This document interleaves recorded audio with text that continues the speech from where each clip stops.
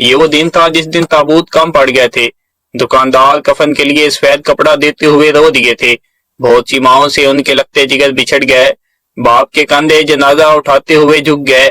بہنوں کے ساتھ سے بھائی کا ہاتھ اٹھ گیا۔ بھائیوں سے ان کا ساتھی بچھڑ گیا۔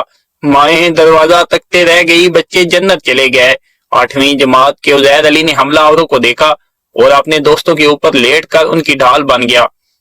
13 گولیاں لگنے کے بعد وہ زندہ نہیں بچا، مگر وہ اپنے ساتھیوں کو بچانے میں کامیاب رہا۔ 14 سالہ فہد حسین نے ایک دروازہ کھولا تاکہ اس کے دوست وہاں سے نکل سکیں۔ وہ دروازے پر موجود رہا تاکہ ہر ایک کے انخلاء کو یقینی بنا سکے۔ اسی کوشش کے دوران اسے نشانہ بنا دیا گیا۔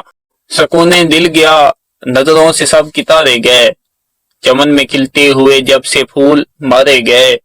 ہوائے موت ذرا دیر کیا ادھر آئی کہ میرے ہاتھ سے اڑ کر میرے غبارے گئے۔ یہ کیسی کربلا برپا ہوئی پشاور میں، لہو میں ڈوبے ہوئے میرے بچے مارے گئے۔